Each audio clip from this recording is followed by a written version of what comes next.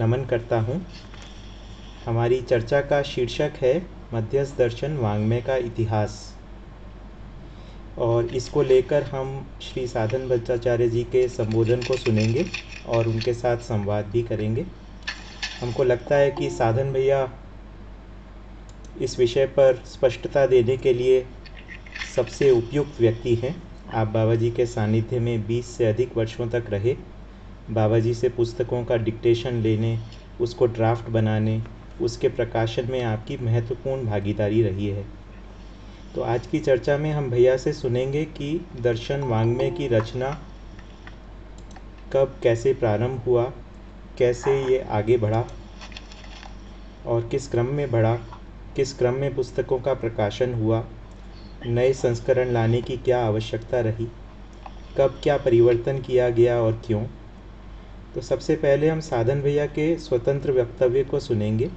उसके बाद मैंने उनके लिए हमारी तरफ से कुछ प्रश्न तैयार किए हैं, उनके उत्तर उनसे पाएंगे और अंत में इस ऑनलाइन सेशन के पार्टिसिपेंट्स जो हैं उनके प्रश्नों और साधन भैया के उत्तरों को उनको हम लेंगे। तो चर्चा में डिस्टरबेंस ना हो इसलिए रिक्वेस्ट है कि आप अपने माइक को म्यूट पर रखें। यदि कोई प्रश्न हो तो उसे नोट कर लें और जब प्रश्न उत्तर का समय हो तब फिर हैंड रेज करके करें। मैं क्रम से सबको आमंत्रित करूँगा। इस सत्र को हम साथ में ऑडियो रिकॉर्ड भी कर रहे हैं ताकि जो लोग अभी ऑनलाइन ज्वाइन नहीं हो पाए वो इसको आगे सुन सकें। तो साधन भैया आपका बहुत स्वागत है। धन्यवाद राकेश भैया।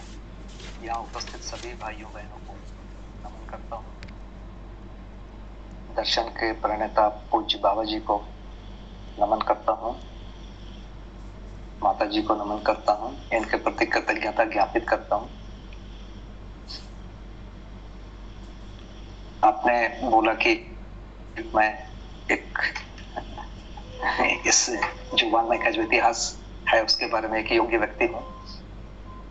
बहुत सारे व्यक्ति हैं, उसमें से मेरी भी थोड़ी सी सूचना है और मुझे लगता है कि अम्बा दीदी के पास और ज्यादा मटेरियल है, बीआर भैया के पास भी बहुत सारे मटेरियल हैं, तो और भी जो उस समय जुड़े हैं उनके पास भी मटेरियल है। फिर भी एक बहुत कठिन प्रयास है ये और कुछ कुछ चीजें मेरे स्मरण में है, उसको मैं एक बार बोलने की कोशिश करता हूँ। बहुत बड़ी जिम्मेदारी है ये, इतने बड़ी चीज पर बोलना। तो बाबा जी ने जो पहली पुस्तक लिखी है उसका नाम था दिव्य पथ।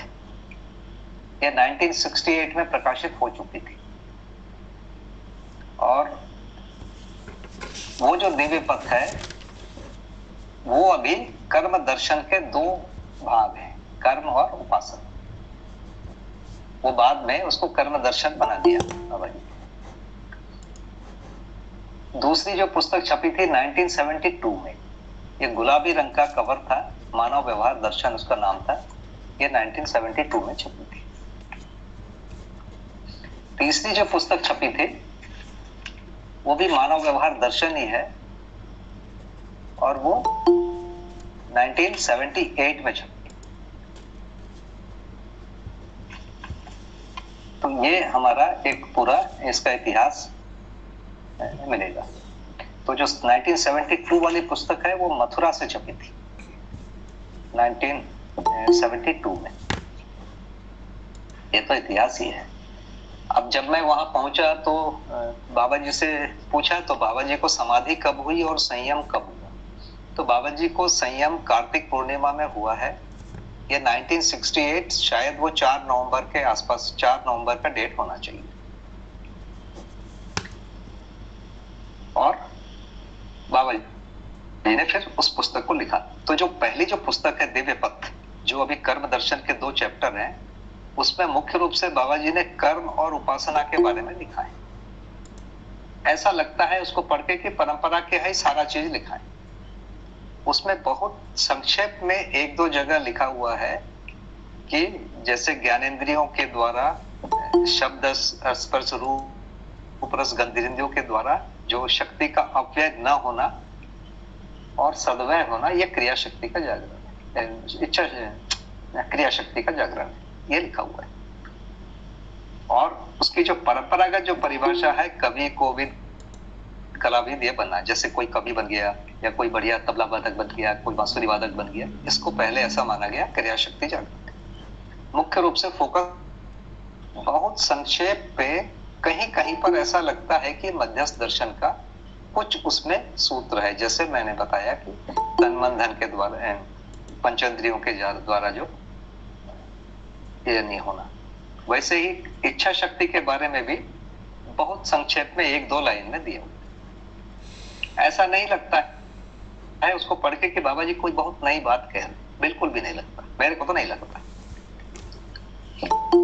कर्म के बारे में बहुत संक्षेप में किसी जगह पर वैसे लिखता है कि कर्म कहां पर है, तो इच्छा से ही कर्म होता है, वो बहुत थोड़ा संक्षेप में कहीं कहीं सूत्र है, पर ऐसा नहीं लगता कि बाबा जी ने कोई अनुसंधान नया किया है उसमें।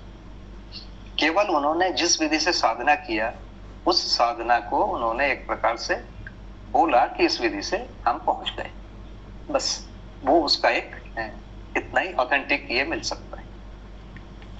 1972 वाला जो आया, उसमें उन्होंने बहुत सारी चीजों को रखा, जैसे मन वृत्ति चित्त बुद्धि आत्मा, ये इस वाक्य को लिख दिया। पहले ये नहीं था। जैसे एक मैं बताता हूं कि 1-2 चीजें मैंने नोट करके रखी हुई है।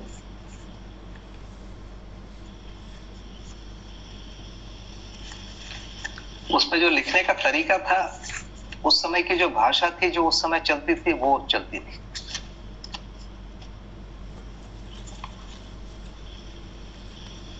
जैसे उस समय उन्होंने निरपेक्ष शक्ति वाला शब्द को प्रयोग किया उसमें, मन वृत्ति चित्त बुद्धि आत्मा को बहुत स्पष्ट रूप से उस रूप में नहीं किया था। जैसे एक परिभाषा है, और आगे थोड़ा सा और आगे आता हूं तो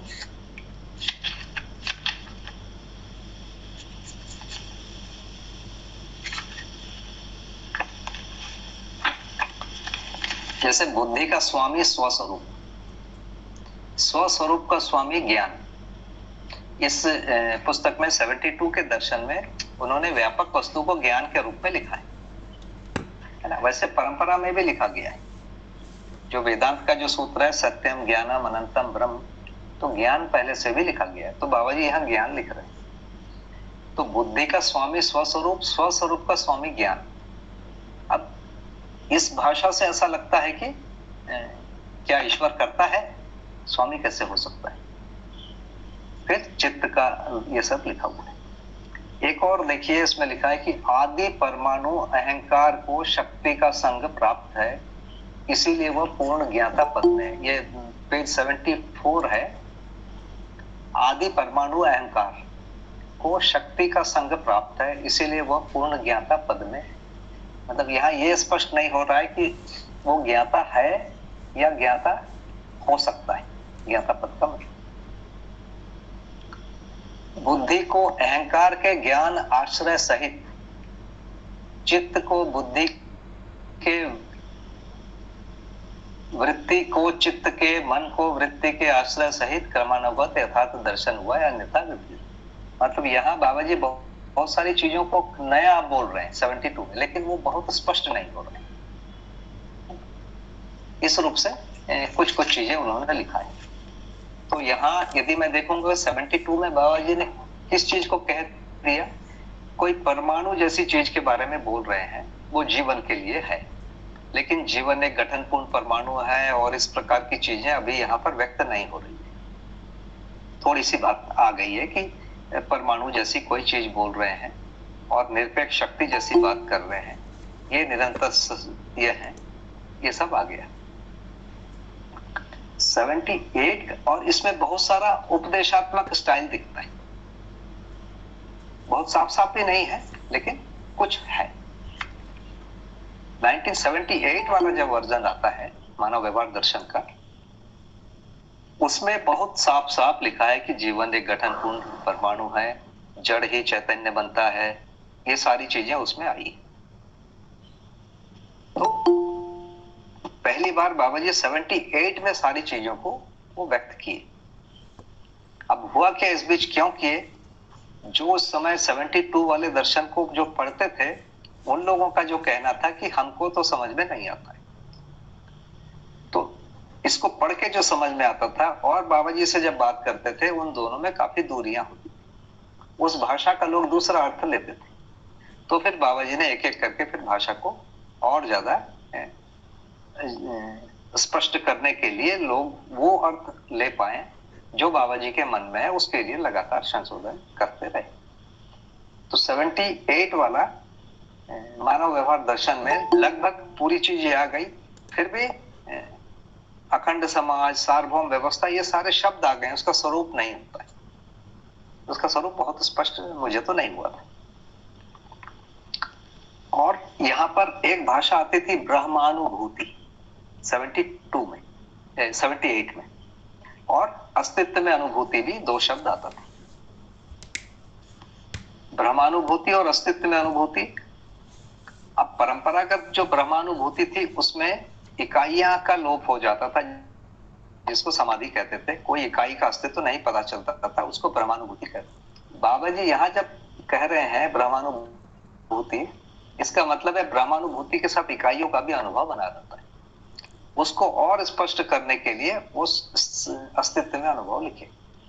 आगे जाके उसको 2003 के एडिशन में जो सबसे बड़ा चेंज हुआ, वो इस चीज को चेंज किए कि वो सह अस्तित्व में अनुभूति, उस लाइन को प्रमुख करने लगे।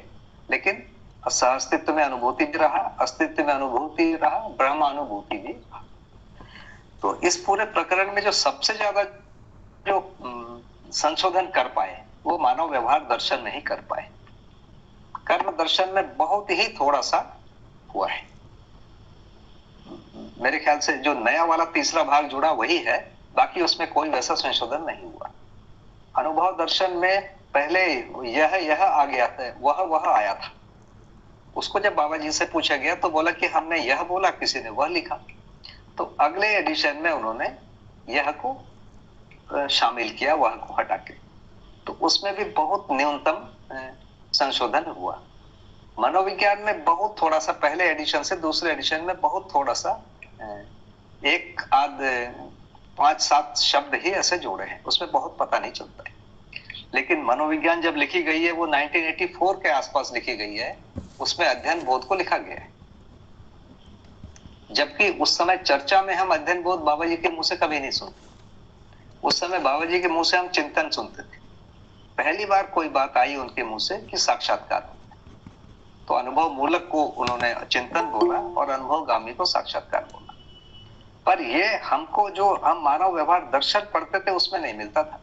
उस समय छपी हुई पुस्तकें मानव व्यवहार दर्शन, अनुभव दर्शन और परमाणु व विकास और एक परिवार मूलक स्वराज्य व्यवस्था, ये 4 पुस्तकें थी जब मैं पहुंचा था 91 में बाबा जी के पास। तो ये 4 ही पुस्तक थी। परिवार मूलक स्वराज्य व्यवस्था तुरंत ही आई थी। तो हम इसी से पढ़ते थे और इसी को पढ़ के हम लोग ने थोड़ा पढ़ा, बाबा जी से थोड़ा सुना। इसको हम दर्शन के जो शिविर होते थे जीवन विद्या के, उसमें हम इसको बोलते थे। और चूंकि हमने पूरा पढ़ा नहीं था, जब मनोविज्ञान तक आए तो पता चला उसमें तो अध्ययन बोध भी लिखा हुआ है, अवधारणा भी लिखा हुआ है और बहुत सारी चीजें लिखी हुई। तो ये चीजें हम लोग को बहुत ये आया। तो 78 के दर्शन को पढ़ते समय मुख्य रूप से 2 बात आ गई कि व्यापक, उसमें लिखा है नियम शून्य है, न्याय शून्य है, धर्म शून्य है। तो उसमें ऐसा लगता था कि ईश्वर जो है व्यापक है, न्याय जो है व्यापक है। तो जब चर्चा होती थी तो वो कहते हैं कि नहीं, इकाई भी है और व्यापक भी है, तभी न्याय है, बिना इकाई के न्याय तो होगा नहीं। तो फिर उसके लिए आगे वाले एडिशन में, 2003 वाले एडिशन में, इन सबको सह अस्तित्व लिखा। चीज वही है। तो दूसरा जो हमेशा प्रश्न होता था कि मानव भ्रांता भ्रांत, तो हम मानव का ये लेते थे कि कभी कभी सही करता है, कभी कभी गलत करता है, वो मानव। लेकिन बाबा जी से जब भी पूछते थे वो हमेशा यही कहता है कि नहीं, मानव सही समझता है और सही का दृष्टा भी होता है और गलत का भी दृष्टा होता है। तो भ्रांताभ्रांत का मतलब ये है। तो वो भ्रांताभ्रांत हमेशा हमारे लिए एक संकट ही बना रहा। लोग वही मीनिंग लेते थे बोलने से। भ्रांताभ्रांत का मतलब कभी गलती करेगा, कभी सभी करेगा। तो हम सब मानव पद में थे और हम में से जो थोड़ा बहुत व्यवस्था बनाने के लिए या दर्शन को समझाने के लिए काम करता था, वो सब अपने आप को देव मानव मानते थे। ये उस समय ये था।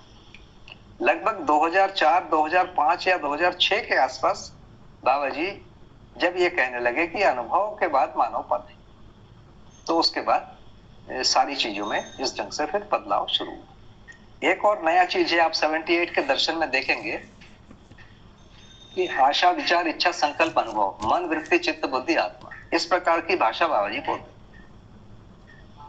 तो अनुभव जो है वो परावर्तन वाले क्रिया में आता था। आशा, विचार, इच्छा, संकल्प और अनुभव। तो जब इस पर बात किया तो उन्होंने कहा कि अनुभव जो है प्रत्यावर्तन है, तो उसके जगह फिर उन्होंने प्रमाण शब्द को लाया और संकल्प को डबल यूज हो जाता था, तो उसको डबल यूज के बचने के लिए फिर रितंबरा वाले शब्द को उन्होंने वहां रखा। तो एक और जो नया चीज है आशा, विचार, और बाद के एडिशन में उस पर उन्होंने बोला ठीक कर दो। हम लोगों ने ठीक किया, फिर भी 2003 में कई जगह छूट गया, कई जगह रह गया, ठीक हो गया और अभी भी कहीं कहीं ट्रेस है।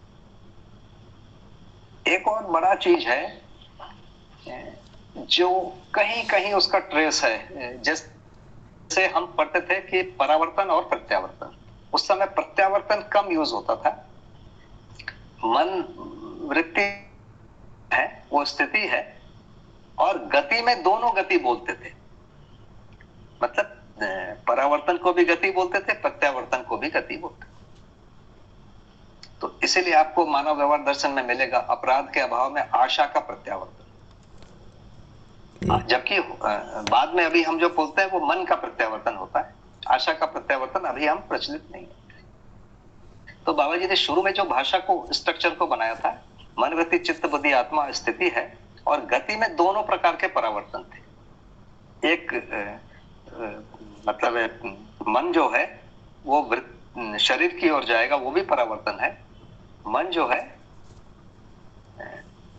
उसके तरफ जाएगा, वृत्ति की तरफ जाएगा, तो उसके लिए आशा का प्रत्यावर्तन। तो इन दोनों को आशा बोलते थे, शक्ति को आशा बोलते थे और इसको गति बोलते थे, मन को स्थिति। तो आशा दो प्रकार की होती थी, परावर्तन वाली और प्रत्यावर्तन वाली। बाद के एडिशन में वो मतलब वो लिखित में कहीं नहीं मिलेगा, कहीं कहीं ऐसा दिखता है कि आशा का प्रत्यावर्तन। तो बाद में वो मन को स्थिति के रूप में और मन के साथ आस्वादन को स्थिति के रूप में, और इनके साथ इस प्रकार से जो पांचों है स्थिति हुई, और ये 10 और दूसरे पांचों को गति के रूप में उन्होंने बोलना शुरू किया। तो ये मुझे लगता है कि ये 2-3 चेंज हैं जो बड़े स्तर पर हुए हैं। सबसे ज्यादा जो प्रॉब्लम हुई है हम लोग को जो हुई, क्योंकि हम लोग केवल मानव व्यवहार दर्शन को पढ़े, बाकी पुस्तकों को पढ़े नहीं, थोड़ा सा अनुभव दर्शन पढ़े और हमने बोलना शुरू कर दिया। बोलना शुरू कर दिया तो एक प्रकार से चीजें फैल गई। तो हम में से बहुत सारे लोग कीड़े मकोड़ों को प्राणावस्था कहते थे, जबकि जो 72 वाला बोल रहा हूं उसमें भी साफ साफ लिखा हुआ है कि सारे अंडज और पिंडज जो है वो सभी कीड़े मकोड़े सभी जो है ये जीवावस्था है। लेकिन हम में से कई लोग अपने अनुमान से उसको बोलते थे, कई लोगों ने उसको फॉलो भी किया, कुछ समय तक वो चल भी गए। तो तकलीफ क्या होती रही कि बाबा जी जिस आशय में बोलते हैं, लोगों को उस आशय में चीजें नहीं पहुंच रही।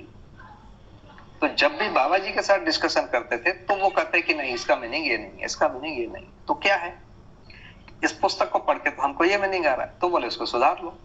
तो कुछ चीजों में सुधार हो पाया, और खासकर जो सबसे बड़ा जो सुधार हुआ है 2009 का जो मुद्रण है मानव व्यवहार दर्शन, उसमें लगभग सारी चीजें आ गई। अनुभव दर्शन में लगभग थोड़ा बहुत सुधार हो गया। तो ये वाली बात है। तो मुख्य रूप से इतनी चीज है जो आई है मेरे मन में, जो आता है इतना बोलने के लिए। तो एक रूप में मैंने अपनी बात खत्म कर दी है, क्या पता कहां तक पहुंचा है, कितना स्पष्ट हुआ है।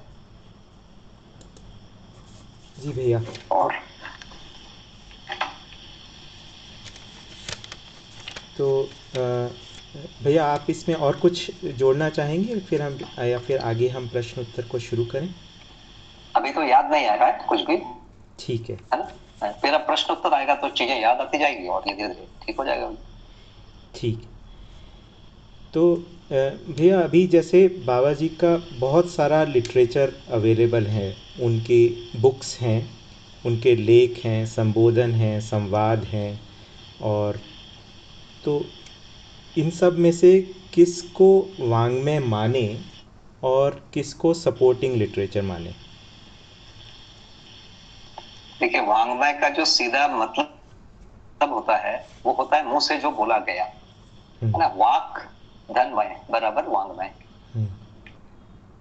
है ना। जो संस्कृत की जो संधि है, संस्कृत की भी है, हिंदी की भी संधि, तो जो भी मुंह से बोला गया वो वाङ्मय। लेकिन जब पुस्तकों में वो आ गया तो उसको बार बार पढ़ा गया, बार बार उसका जो मीनिंग को देखा गया, और उसमें बार बार बाबा जी ने खुद ही संशोधन किए। एक भी संशोधन हमारे नहीं, बाबा जी ने संशोधन किया है।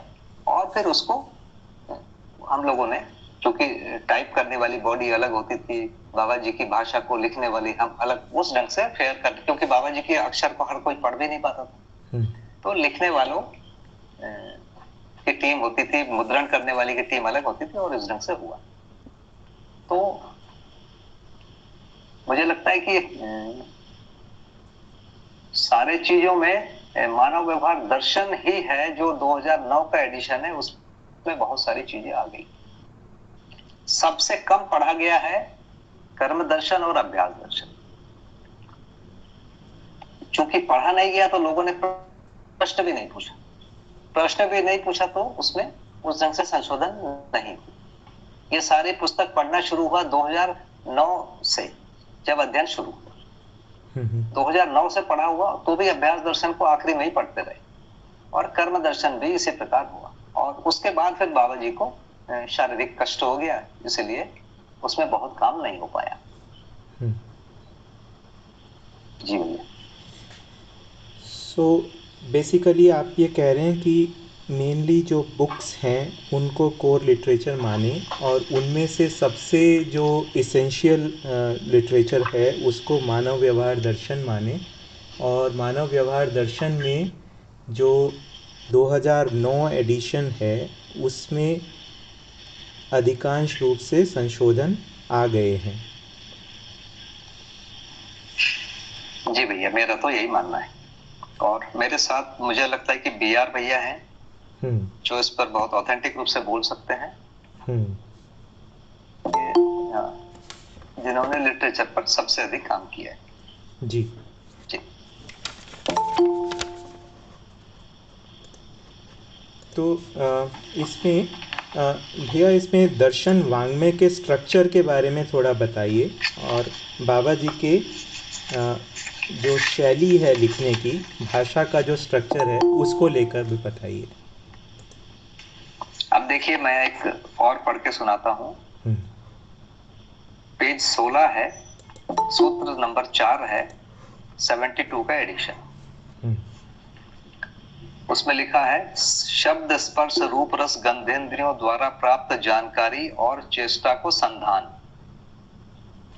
केंद्रीकृत मस्तिष्क के द्वारा समष्टि ज्ञान राशि से प्राप्त जानकारी व चेष्टा को अनुसंधान की संज्ञा दी। अब देखिए, ज्ञान राशि लिख रहे हैं, राशि का मतलब होता है झुंड। तो आगे के इसमें इसको बंद किया गया। तो अब देखिए, हम क्या सोचेंगे कि बाबा जी को अनुभव हुआ, वो अनुभव बदला या भाषा बदला? पहले हमको एक चीज को स्थिर करना पड़ेगा, क्योंकि इसमें बाबा जी ने कहीं भी गठनपूर्ण परमाणु नहीं लिखा है। परमाणु शब्द का उल्लेख किया है इसमें 72 में, है ना। वो भी बहुत स्पष्ट रूप से नहीं हुआ, है ना। तो एक व्यक्ति को व्यक्त करना है, उसका अपना एक तरीका है, एक अवसर है, उसी अवसर में ये व्यक्त हो सकते हैं, है ना। जो सुनने वाले आए उसके मन से चीजें व्यक्त होनी शुरू हुई, तो इसलिए व्यक्त होना होता है कि जो सुनने वाले चाहेंगे तब हो सकता है। तो उस रूप में चीजों को व्यक्त किया तो बाबा जी को अनुभव हो गया, लेकिन अनुभव को जब व्यक्त करने जाएंगे तो वैसा व्यक्ति आएगा, वैसा जिज्ञासा आएगा, तो चीजों को किया गया।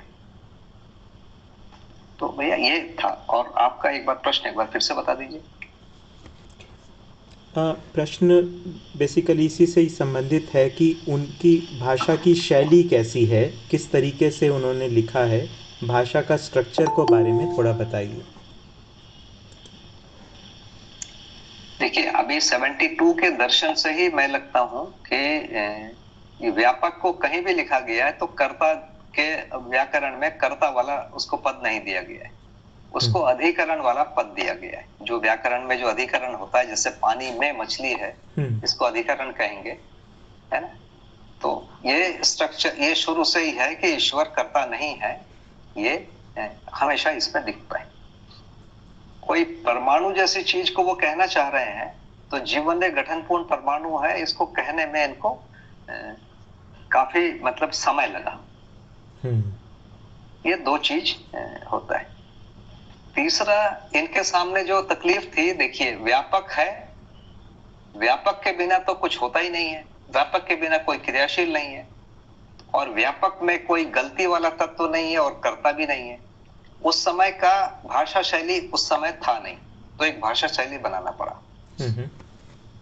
दूसरा, आत्मा नाम की जो चीज है वो भी लगभग वैसे ही है कि वो वास्तव में कोई कर्ता जैसा दिखता नहीं है। और आत्मा की दो स्टेज होती है, एक है अनुभव वाला आत्मा, एक अनुभव रहित आत्मा। ये दोनों सही है। अनुभव वाला आत्मा भी गलती नहीं करता है, अनुभव रहित आत्मा भी गलती नहीं करता। इन दोनों में एक डिफरेंस आना है। इसके बाद और आएंगे बुद्धि, जो आत्माभिमुख बुद्धि है वो भी गलती नहीं करता है, और जो आत्मा के अभिमुख बुद्धि है वो भी गलती नहीं करता है। तो अपन सही यदि देखेंगे तो सही की 4 वैरायटी तो बिल्कुल उपलब्धि है, बुद्धि के 2 और आत्मा के 2। और व्यापक मतलब परंपरा की मान्यता में तो सही है ही है, और बाबा जी की मान्यता में गलत तो व्यापक कुछ करता ही नहीं है, ना सही कुछ करता है। और इन पांचों को हमको व्यक्त करना है, और अंततः शरीर के क्रियाकलाप से व्यक्त करना है। शरीर के क्रियाकलाप, जिसको व्यवहार, व्यवसाय, आचरण, विचार, इनके द्वारा ही ये सारी चीजें सही की वैरायटी को व्यक्त करना है। तो इसके लिए उन्होंने एक प्रकार का प्रयास किया। और इसमें चूंकि हम लोग जिस ढंग से समझना चाहते हैं उसके कारण ही कुछ देर होती है। अभी भी हम इस जगह पर जूझते हैं कि एक प्रश्न बार बार आता है ना, क्या चित्त बुद्धि को सिखा रहा है ना। बार बार ये प्रश्न आता है, आत्मा को क्या पहले से अनुभव होता है, रहता है। तो इस रूप में पहले से ही लिखे हैं कि आत्मा का पूर्ण विकास ब्रह्म में अनुभव के लिए होता है, तक होता है। तो इसका मतलब है बाबा जी पहले से ये तो कह ही रहे हैं कि आत्मा में विकास होता है, आत्मा पूर्ण विकसित नहीं है।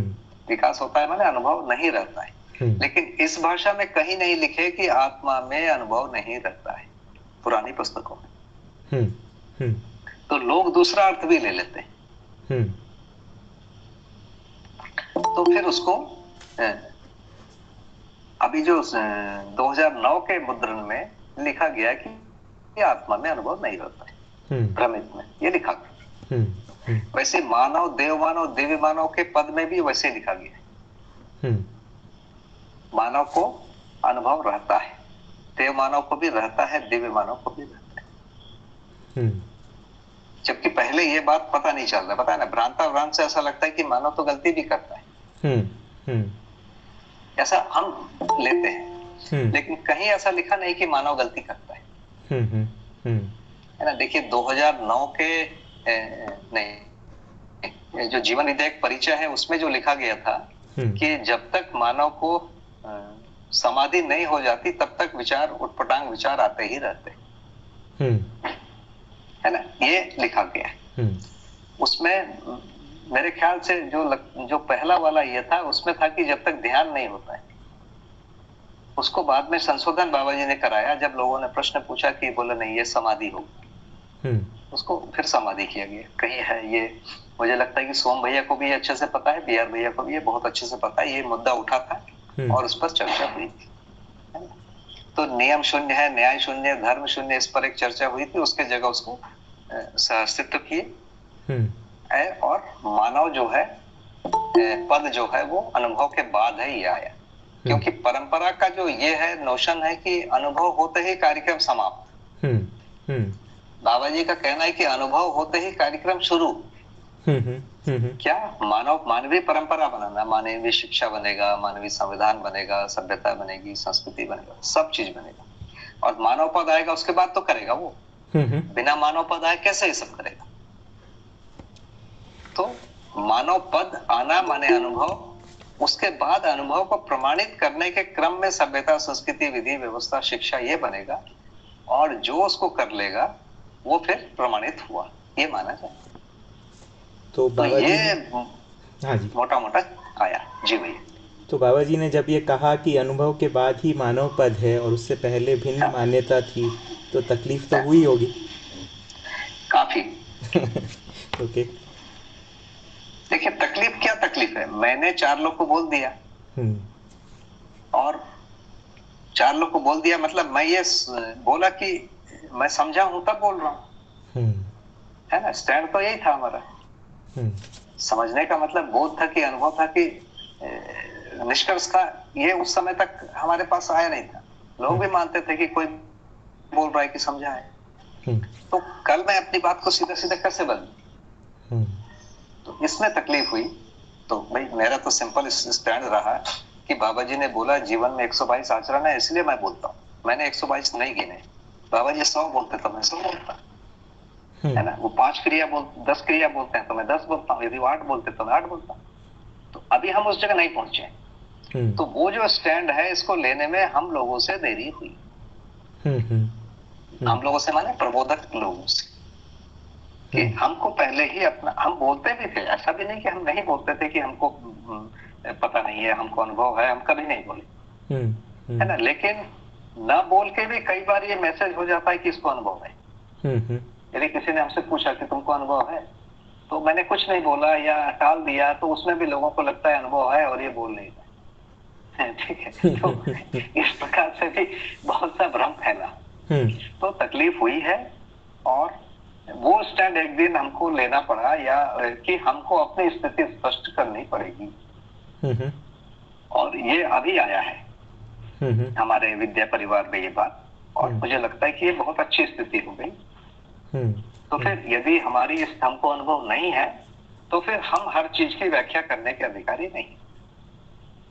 जब हम अधिकारी नहीं हुए तो जो पुस्तक है उसको हम लेंगे, और पुस्तक में भी क्रम से, जैसे बाबा जी की आप डायरियों को पढ़ेंगे, मैं पता नहीं यही वाला मैं पढ़ के अभी आपको सुनाया कि आत्मा का जो स्वामी है वो परमात्मा है, जबकि वो स्वामी होता नहीं है।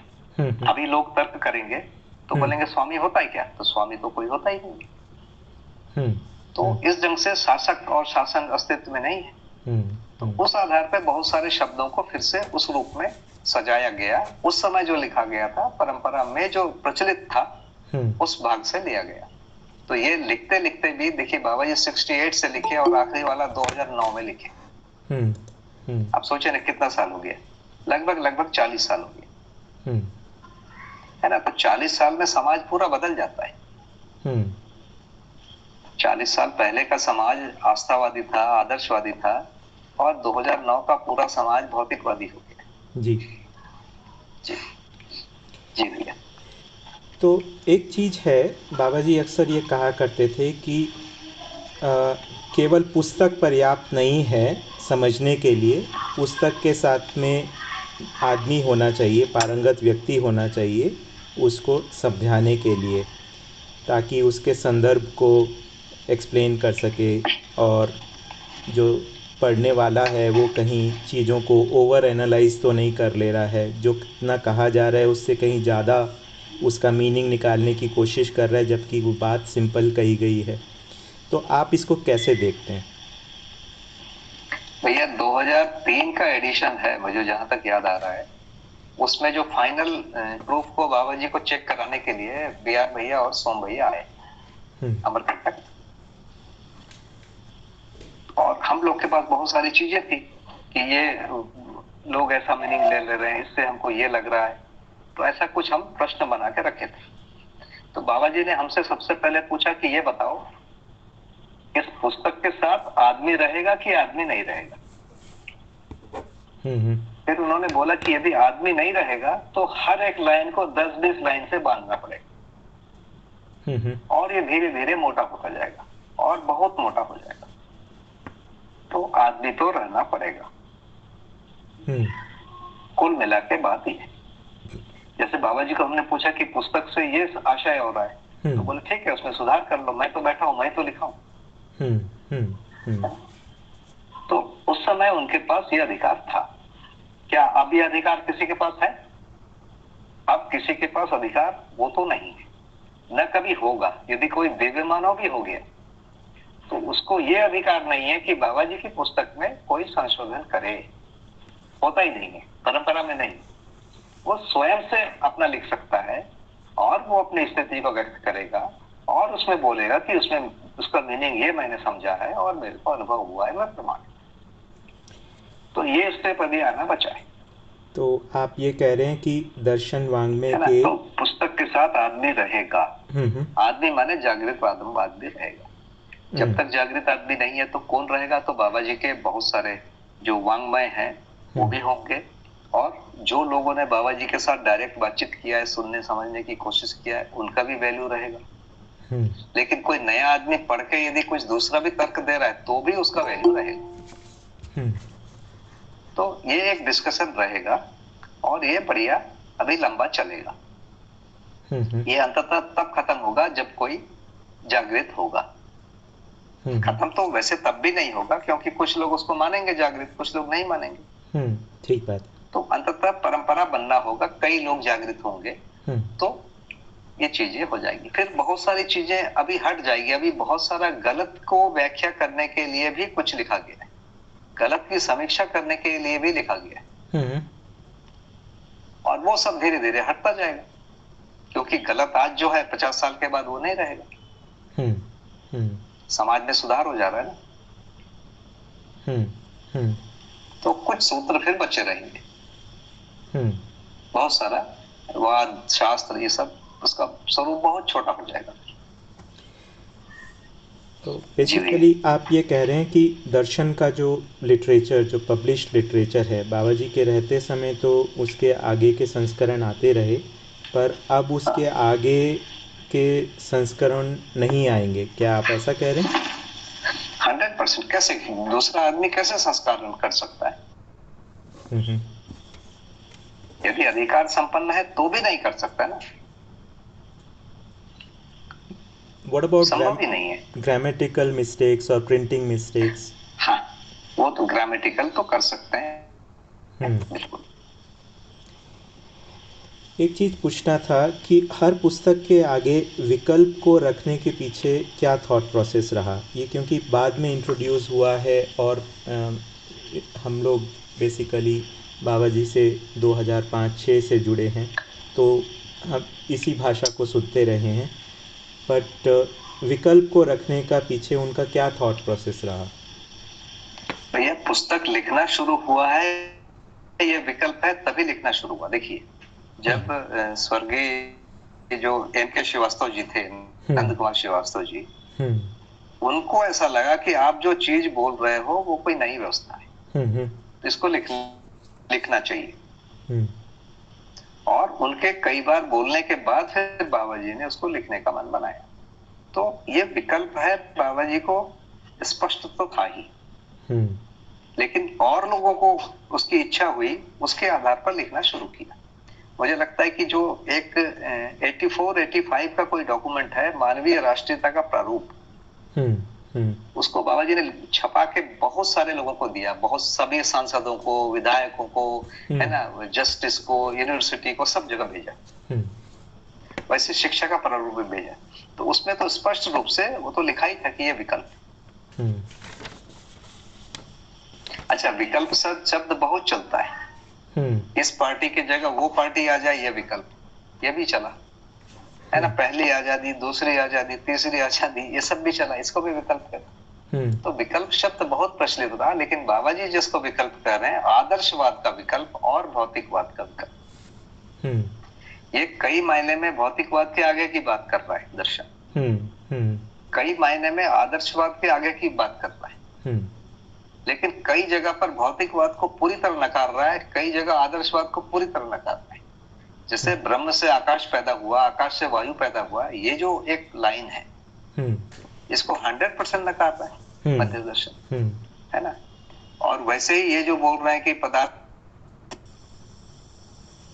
इसको भी 100% निकाल रहा है।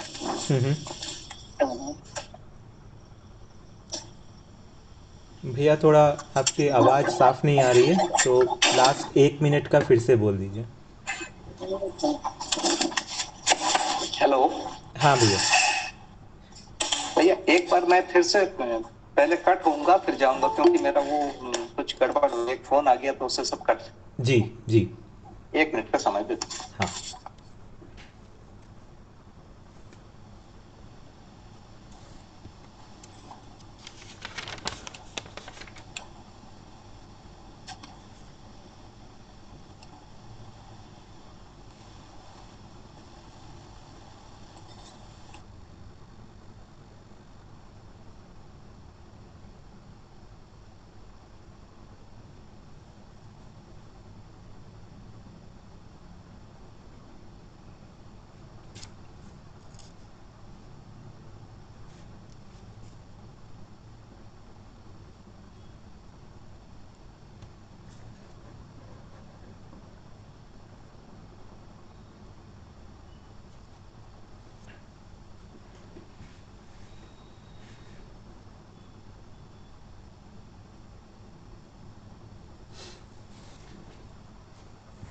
हेलो।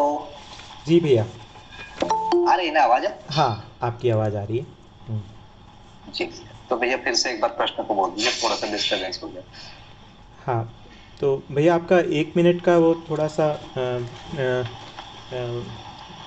डिस्कनेक्ट हो गया था आपकी बात बीच में बोलते हुए, तो इस तो वो अगर आप दोहरा दें। तो बेसिकली हम लोग इस बारे में बात कर रहे थे कि विकल्प को रखने के पीछे क्या थॉट प्रोसेस रहा। तो आपने ये बताया कि जी भैया। हेलो।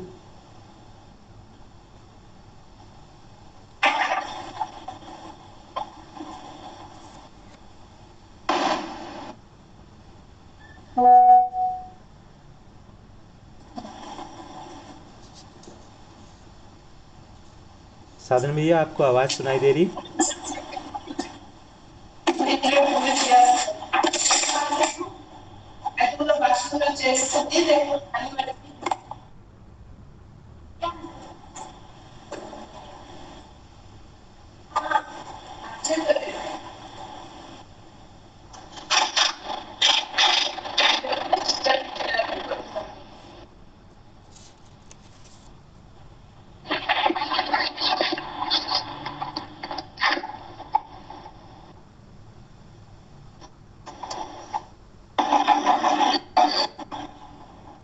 हेलो। हेलो। हाँ भैया, आपकी आवाज़ आ रही है। चलिए अब ठीक हो गया। हाँ भैया, आप इस बारे में बता रहे थे कि विकल्प को रखने के पीछे क्या थॉट प्रोसेस रहा। तो उसमें आपने बताया था कि उनका शुरू से ही ये स्पष्ट था, और विकल्प जो है वो आदर्शवाद और भौतिकवाद का विकल्प है, इसको उन्होंने रखा। इसको आप कुछ बोल रहे थे, फिर है ना आपकी आवाज़ उसमें कट गई। तो शुरू से ही उनको स्पष्ट था, और एक व्यक्ति के पात्रता के हिसाब से भी उन्होंने कुछ कुछ अलग बोला है। जैसे मेरे को उन्होंने कुछ बोला, आपको कुछ बोला, ये रहा हमेशा। तो इसको भी हमको कहीं कंसिडर करना पड़ेगा कि यदि मुझे कोई चीज बोला है वो अंतिम नहीं, क्योंकि कि आपको उससे अलग बोला है। तो पुस्तक में जो लिखा है वो व्यक्तिगत उत्तर नहीं, वो सबके लिए। बाकी मुझे जो बोला गया है बहुत सारी चीजें मेरे पात्रता के अनुसार। तो ये एक बड़ी बात है जिसको हमको स्वीकारना ही चाहिए। जी भैया। एक चीज़ है भैया कि समझने के लिए हर व्यक्ति अपने तरीके से अनुमान करता है और फिर अपने उस अनुमान के आधार पर प्रबोधित भी करता है। तो इस तरीके से अनुमानों की धाराएं दूर से और दूर होते जाने की एक संभावना बनती है ना? जी। तो आप इसके कन्वर्जेंस को कैसे देखते हैं? भैया इसकी संभावना तो रहेगी ही रहेगी। और सबसे बड़ी बात, जैसे मान लीजिए कोई व्यक्ति ने, कोई साइंटिस्ट ने कोई थ्योरी दिया, तो दूसरा जो साइंटिस्ट है ना वो उसमें मॉडिफिकेशन करता है ना? और ये प्रचलित है साइंस के युग में। यहाँ पर मॉडिफिकेशन करने का अधिकार नहीं होता है। क्यों? क्योंकि हम वहां पहुंचेंगे तो होता है, क्योंकि ये अनुभव होगा तो होगा। इसमें यही अंतर है या भिन्नता है। मैं कोई वहां तो केवल तर्क देना है ना, यहाँ तर्क के साथ आचरण भी देना होगा। अनुभव होने के बाद उसमें संशोधन की बात कर सकते। जैसे एक खूब चर्चा हुई कि गठन पूर्णता होती है, इसको मैं नहीं मानता। कोई व्यक्ति ने बोला, ठीक है, बिल्कुल नहीं मानो। आपके मानने का आधार क्या है? आप किसी चीज को होता है बोलने का आधार तो है कि आपने देखा है। नहीं है मानने का आधार क्या है? तो मैं किसी और चीज को मानता हूं, वही आधार है। और कोई आधार होता ही नहीं। तो इस प्रकार की बातें तो हमेशा आएगी कि लोग पहले से कुछ कुछ मान्यता को मानते रहेंगे और वो आगे आएंगे तो उनकी मान्यता बदलेगी, कुछ लोग की नहीं बदलेगी। क्रम से चले तो बेसिकली जी, सारी जो तकलीफ क्या हो रही है, हम अनुभव और प्रमाण के पहले चीजों को बोलना, व्यक्त करना और उसको मतलब परंपरा में लाने की कोशिश करते हैं। जबकि होगा कैसे? मुझे बोध होगा, मुझे अनुभव होगा, उसके बाद वो प्रमाणित होगा। उसके पहले मुझे वो जगह बना के रखनी पड़ेगी कि अभी मैं अध्ययन क्रम में हूं, अभी मैं प्रमाण नहीं, ये मेरे अनुमान है। ये इसका उत्तर है। तो हम सबके अनुमान किसी कन्वर्जेंस पर पहुंचे, उसके लिए हमारे पास में क्या कार्यक्रम है? भैया बहुत ही सिंपल। परंपरा में एक, दोनों परंपरा में, आदर्शवादी परंपरा में भी एक कृतज्ञता का भाग है। उसमें कोई भी हम परिवर्तन नहीं करते हैं वस्तु। और आज भी भौतिकवादी में भी है। आइंस्टाइन की थ्योरी बने, आइंस्टाइन की थ्योरी, उसमें मैं एक भी शब्द नहीं बदल सकता। मैं अपने मुंह से बोल सकता हूं, लेकिन ये भी बोलना है कि आइंस्टाइन है, इतना ही है। परंपरा में भी यही, दोनों आदर्शवादी भौतिकवादी, यदि इस चीज को लेके हम चलते हैं तो बिल्कुल बोल सकते हैं कि बाबा जी ने मध्य दर्शन में ये लिखा है, मैं इससे सहमत नहीं हूं, मैं इसको मानता हूं। बिल्कुल सही स्टेटमेंट है, उसमें कोई प्रॉब्लम नहीं। बाबा जी ने ऐसा लिखा है, मैं उससे सहमत हूं, भले ही मुझे अभी अनुभव नहीं होता। ये दोनों स्टेटमेंट चलेगा, लेकिन मैं इसको ना बोलूं या बाबा जी के नाम से मैं अपने वाले चीज को बोल दूं कि ये बाबा जी ने बोला है, ये भी गलत है। या बाबा जी की चीज को अपने नाम से बोलने लगूं, ये भी गलत है। ये है प्रॉब्लम। और ये दोनों विधि में बहुत खराब माना गया है। मतलब आदर्शवादी और भौतिकवादी दोनों विधि में इसको बहुत ही गलत माना गया है। इसी पर रेफरेंसिंग कर रहे हैं। और एक चीज और आ रहा है, अपनी स्थिति बताओ हम कहाँ हैं, हो जाएगा।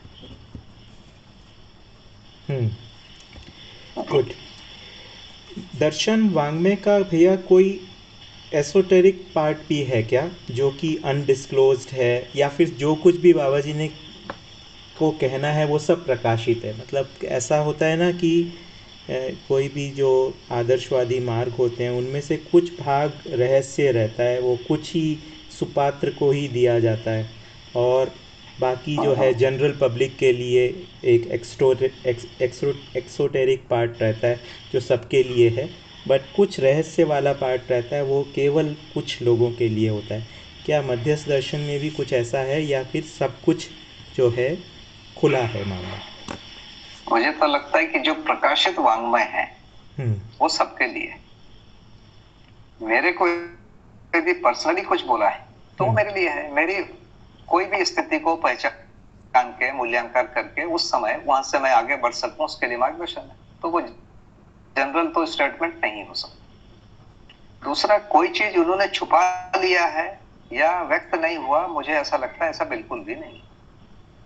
जैसे बाबा जी रोज डायरी लिखते थे, डायरी में रोज वही वही वाक्य को रोज रोज लिखते थे, वही बना उसमें से कुछ वाक्य, और उनको आप पढ़ने जाएंगे तो कई जगह जैसे अस्तित्व लिख रहे हैं तो उसमें कई जगह त छूट गया, कई जगह वह छूट गया, ऐसा भी है ना। कई जगह क्रिया में की आ गया। ऐसे भाषा के रूप में, व्याकरण के रूप में, चूंकि उनके लिखने की स्पीड स्लो थी, हाथ कांपते थे, तो उस ढंग से कमियां भी है। व्याकरण और लिखने के स्तर पर त्रुटियां हैं जो शरीर की जो उनकी स्थिति थी उसके हिसाब से है। दूसरा, एक ही चीज को बार बार कैसे दूसरे व्यक्ति को समझाएंगे, उसके लिए उन्होंने बहुत छोटे छोटे मॉडल बनाए, तो वो भी है। तो कई बार कुछ बातों को लिखते हैं, कई बार दूसरे कुछ को लिखते हैं, कई बार तीसरे कुछ को लिखते हैं, ऐसा है। और फाइनली डायरी की चीज को ही उन्होंने पुस्तक में छापा है, और उसको उन्होंने बार बार संशोधन किया है लोगों को देख करके। जैसे मैंने बोला ना, एक उन्होंने राष्ट्र का परिभाषा लिखा, उसके बाद मुझे बताया, अब मैं क्या जानूंगा भैया, संस्कृत में उन्होंने परिभाषा बनाया। फिर एक संस्कृत के विद्वान थे, उनको बताया, वो बहुत खुश हुए, वो राजरू धातु से बनाया। और फिर गांव के लोग आए, उनसे भी पूछा, तो मैंने बाबा जी से पूछा कि आप गांव के लोगों से क्यों पूछते हो, इनको बेचारे को राष्ट्र से क्या मतलब? तो बोले कि साउंड, परिभाषा के साउंड से उसको क्या आभास होता है वो मैं सुनता हूँ। तो उन्होंने उस जगह भी काम किया है कि साउंड भी एक मनुष्य में कुछ प्रभाव डालता है। तो इस रूप में उन्होंने हर चीज को और बेटर करने के लिए प्रयास किए। और मेरे हिसाब से एक भी चीज ऐसा नहीं है जो किसी एक व्यक्ति को बताया और वो दर्शन में नहीं आया, या कोई चीज अप्रकाशित है तो बिल्कुल कुछ नया है, ऐसा व्याख्या नहीं हो सकती है। हाँ, ये बहुत महत्वपूर्ण बात है कि कुछ भी ऐसा कॉन्सेप्चुअली कोई ऐसी चीज़ नहीं है जो कि छुपी हुई हो या अप्रकाशित हो, है ना? बिल्कुल नहीं, मेरे हिसाब से तो बिल्कुल भी नहीं। मेरी तरफ से लास्ट क्वेश्चन है कि हम दर्शन को अन्य भाषाओं में भाषांतरण के प्रयास चल रहे हैं, जिसमें से मैं भी उसमें शामिल हूँ। We consider you as consultant participant in our English translation effort. तो आप उसके लिए, हमारे जो ये भाषांतरण के प्रयास हैं उसके लिए आपके क्या सुझाव और निर्देश हैं?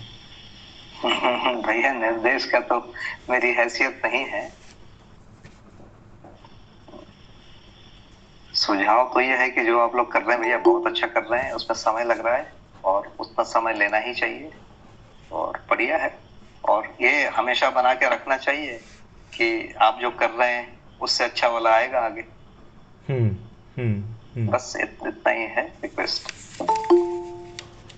आगे लोग और अच्छा लिखेंगे जी। ये यदि हमारे मन में बचता रहता है तो गलती होने की संभावना खत्म हो जाएगी। बढ़िया, तो बहुत बढ़िया।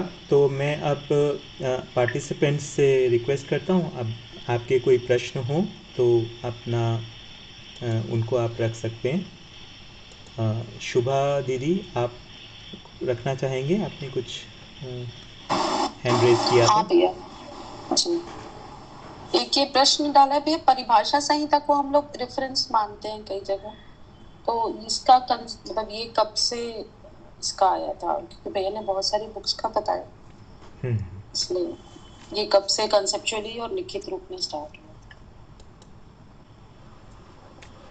परिभाषा संहिता का ये दूसरा एडिशन है मेरे जो समझ है। पहला एडिशन एक ब्राउन कलर का था, छोटा था, उसको और थोड़ा सा समृद्ध किया गया। तो ये ठीक है, लेकिन जैसे न्याय की आप अलग अलग पुस्तकों में देखेंगे ना, मुझे लगता है कि 200 या 300 जगह अलग अलग परिभाषाएं, जी। उसको तो परिभाषा संहिता में नहीं रख सकते ना।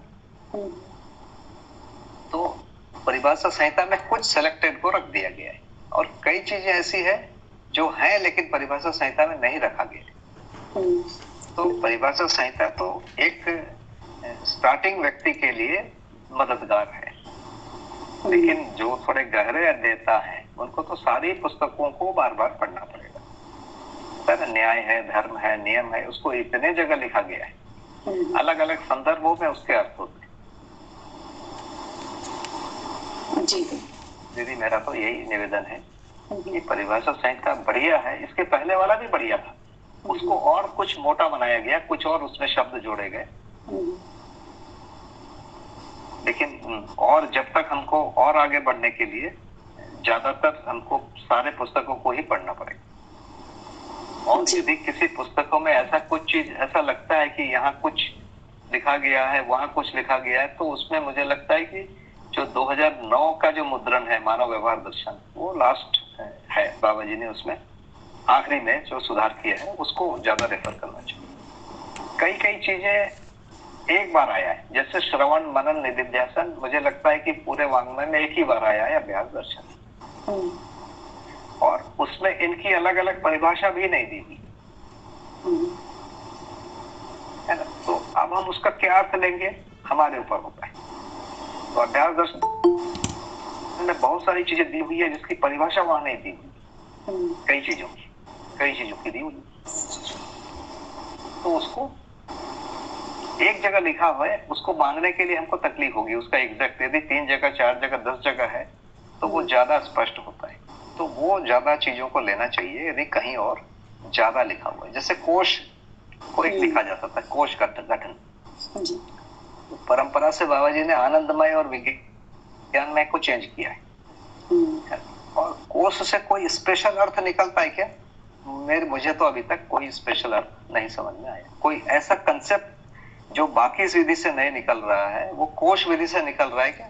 नहीं, मुझे लगता है कि कोश एक प्रारंभिक स्तर है, उससे ज्यादा डेप्थ में जाने के लिए जो 5 परिवेश हैं जीवन में, 4 परिवेश और मध्यांश है, उसमें ज्यादा गहराई जा सकती है। फिर आचरण के जगह पर जाएंगे तो और ज्यादा गहराई जा सकती है। तो वो प्रारंभिक चीज के लिए बढ़िया है। जैसे जैसे डेप्थ में जाएंगे उसके लिए हमको और गहराई जाना पड़ेगा। तो लिखा जो पुस्तक को पहले गया था ना कि पहले व्यक्ति दर्शन पढ़ेगा, फिर वाद पढ़ेगा, फिर शास्त्र पढ़ेगा। तो जैसे लिखा है कि स्वधन, तो स्वधन में बहुत स्पष्ट नहीं होता है मानव व्यवहार दर्शन में। आप 78 वाला उठा के देखिए, स्वधन क्या कह रहा है, प्रतिफल पारितोष पुरस्कार, उसकी भी बहुत व्याख्या नहीं। स्वनारी स्वपुरुष भौगोलिक परिस्थिति के अनुसार है ना, मतलब कोई व्यक्ति 2 3 4 5 10 20 भी रख सकता है, एक आदमी वो भी अर्थ ले सकता है। तो इसके अर्थ फाइनली शास्त्र में जाके स्पष्ट होता है। तो पहला व्यक्ति पढ़ता है तो उसको स्वीकार होगा, हाँ स्वधन होना चाहिए, स्वनारी स्वपुरुष, हाँ स्वनारी स्वपुरुष होना चाहिए, दयापूर्ण कार्य होना चाहिए। अब स्वधन क्या है, स्वनारी स्वपुरुष क्या, दयापूर्ण क्या, इसकी व्याख्या बहुत आगे जाके हुई है ना।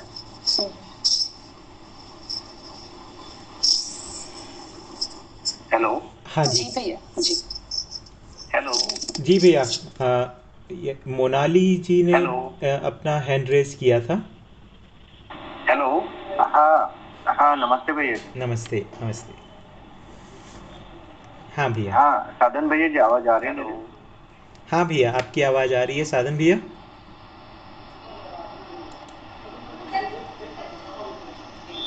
एक मिनट, मैं पूछ लेता हूँ। हाँ भैया, हाँ भैया। हाँ, साधन भैया आपको आवाज़ सुनाई दे रही है?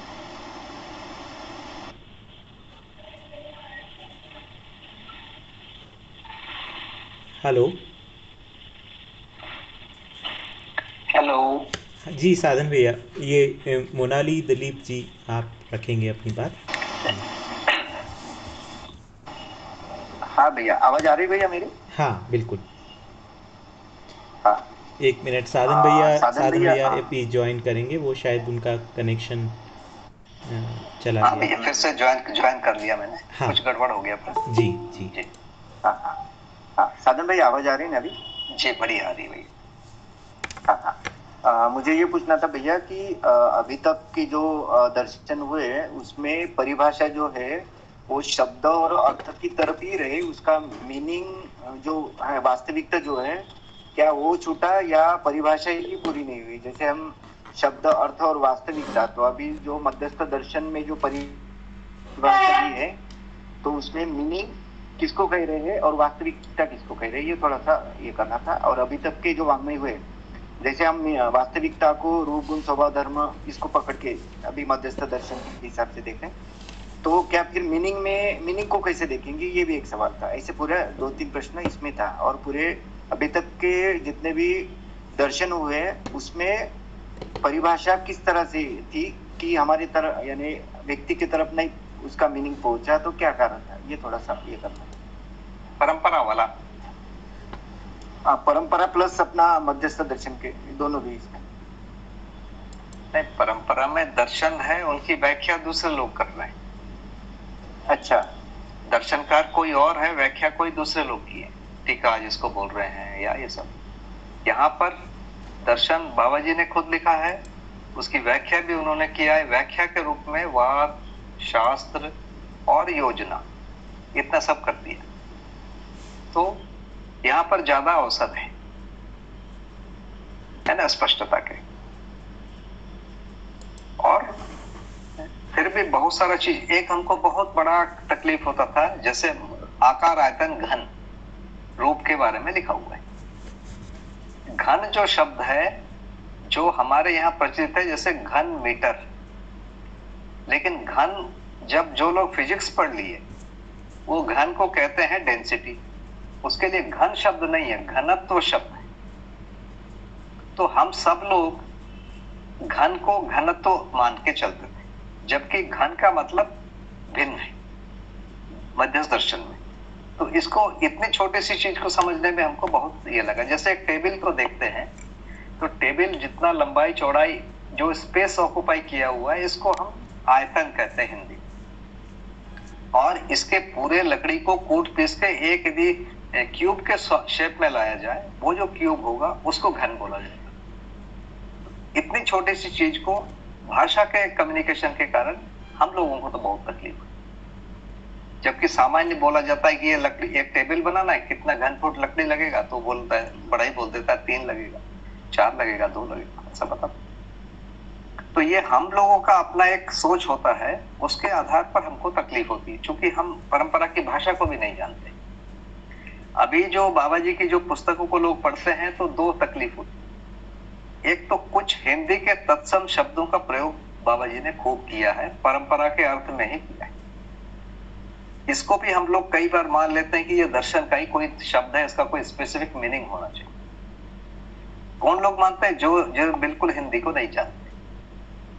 आप हिंदी साहित्य में जैसे हजारी प्रसाद द्विवेदी है, महादेवी वर्मा है, और ऐसे जो बहुत अच्छे, सुमित्रानंद पंत जैसे अच्छे राइटर हुए हैं, उनकी जो साहित्यिक आप पुस्तकों को पढ़ोगे तो उसमें वो शब्द खूब मिलेंगे, वो तत्सम शब्दों का प्रयोग।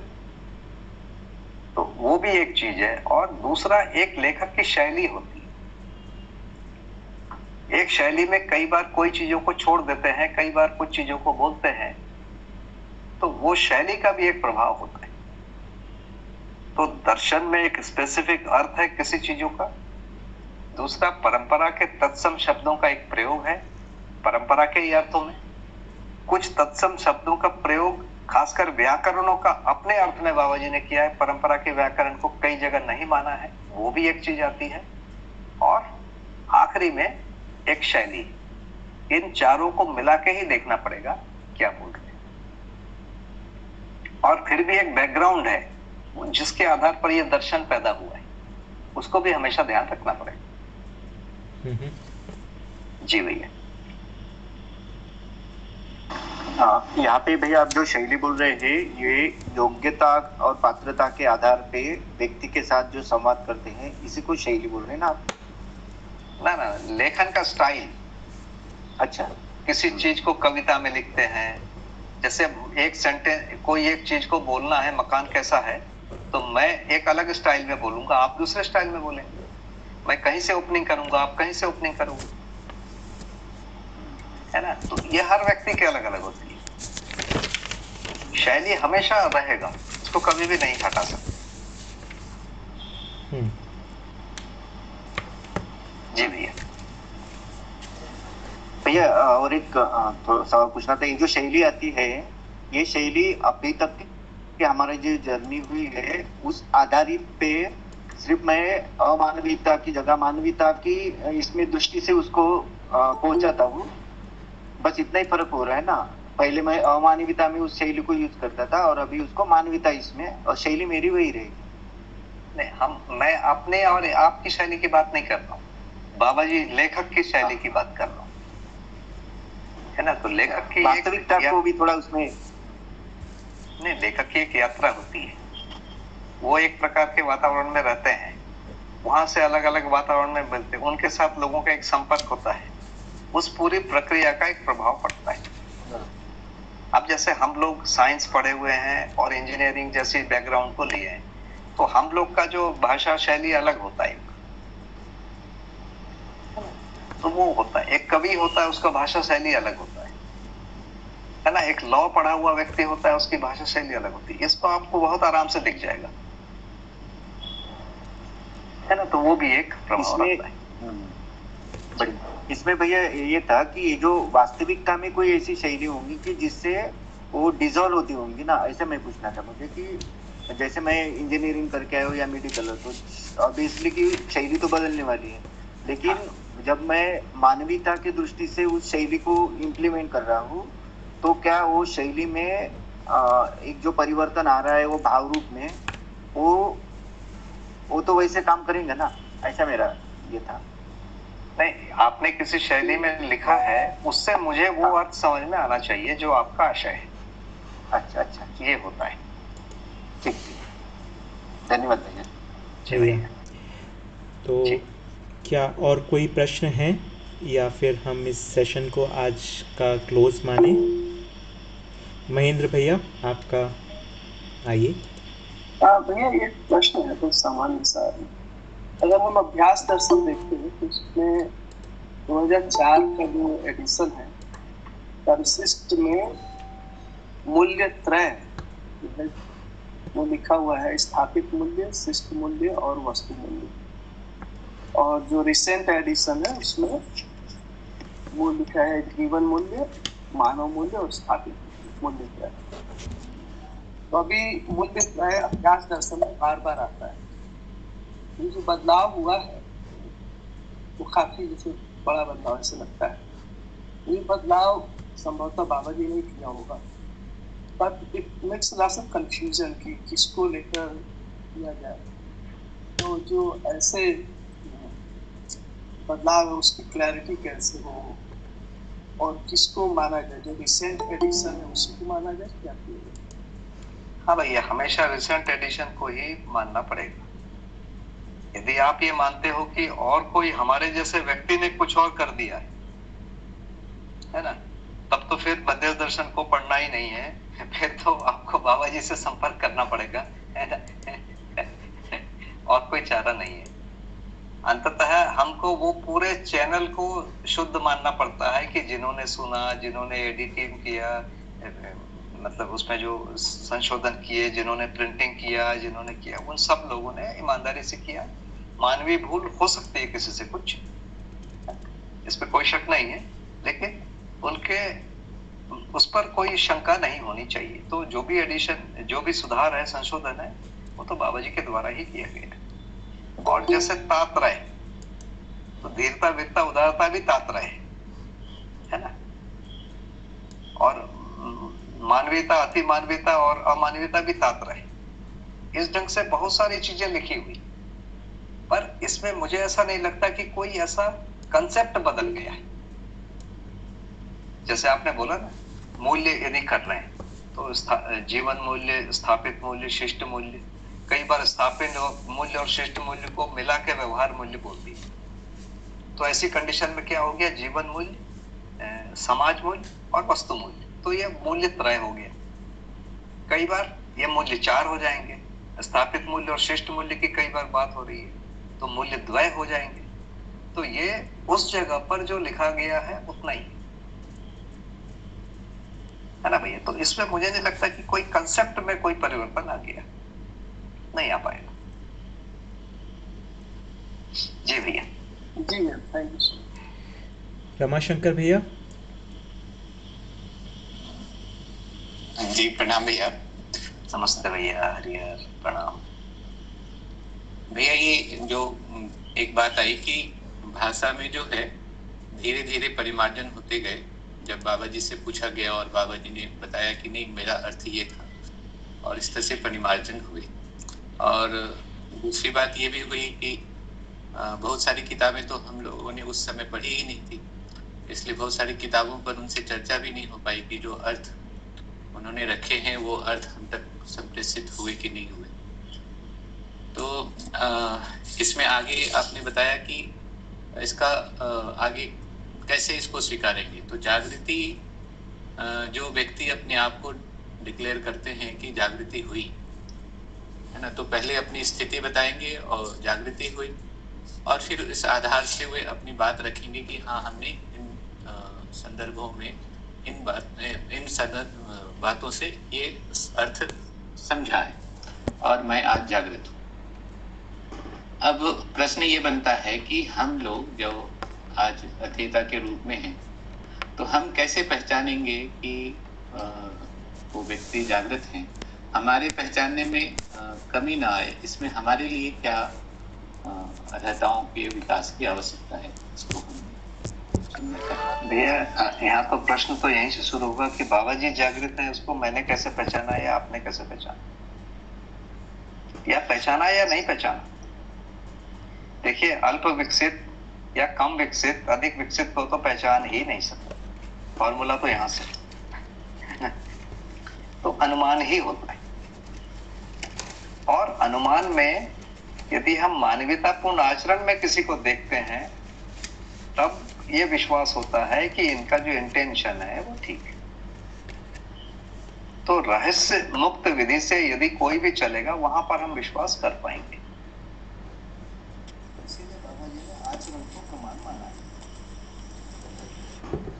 जी, तो क्या आगे भी भाषा में कोई परिमार्जन संभव है? वो इस रूप में ही संभव है कि हम अपनी स्थिति बताते हुए बाबा जी ने ये कहा और हम इसका अर्थ इस रूप में पहचान रहे हैं। इसी रूप में भाषा का परिमार्जन आगे अगर होना है तो हो सकता है, यही बात है भैया। भैया एक बार फिर से बोलिए भैया, कुछ तकलीफ हो गई है, फिर से कोई फोन आता है ना जैसे ही तो चीजें कट जाती। हाँ, मैं ये कह रहा था भैया कि भाषा में जो परिमार्जन क्या संभव है। एक बात जो ये तो स्पष्ट हुआ कि चूंकि अब बाबा जी नहीं है तो अब तो हम भाषा में कोई परिमार्जन नहीं कर सकते। अपनी स्थिति को बताते हुए यहाँ से जो अर्थ हमें स्पष्ट हुआ है ये मैं रख सकता हूँ। इतनी ही बात, अभी इतनी ही छूट हम सबके लिए है, यही आगे भी चलेगा, ऐसा कहते।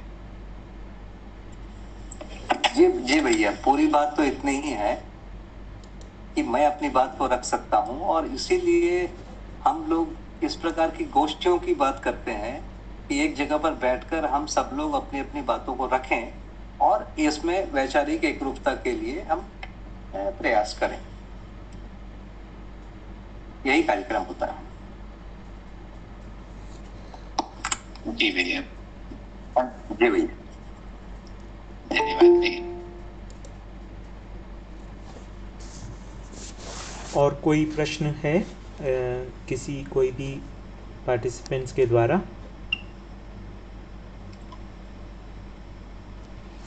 तो मेरे ख्याल से आज के सत्र को हम यहाँ पर विराम देते हैं। साधन भैया ने बहुत बढ़िया से सभी मुद्दों के ऊपर प्रकाश डाला और बहुत इम्पॉर्टेंट चीज़ों पर हमारा ध्यानाकर्षण हुआ। इस सत्र की रिकॉर्डिंग को मैं शेयर कर दूंगा। आप सभी लोगों का बहुत धन्यवाद। शुभ रात्रि। धन्यवाद। धन्यवाद साधन भैया। बहुत धन्यवाद भैया, आपको आपने अवसर दिया, लोगों ने सुना बहुत ध्यान से। जो भी त्रुटियां होगी जी भैया। सबका नमस्कार। हाय सभी को नमस्ते। हरि हर। हरिहर। धन्यवाद भैया, बहुत बढ़िया रहा। नमस्ते हरिहर। नमस्ते।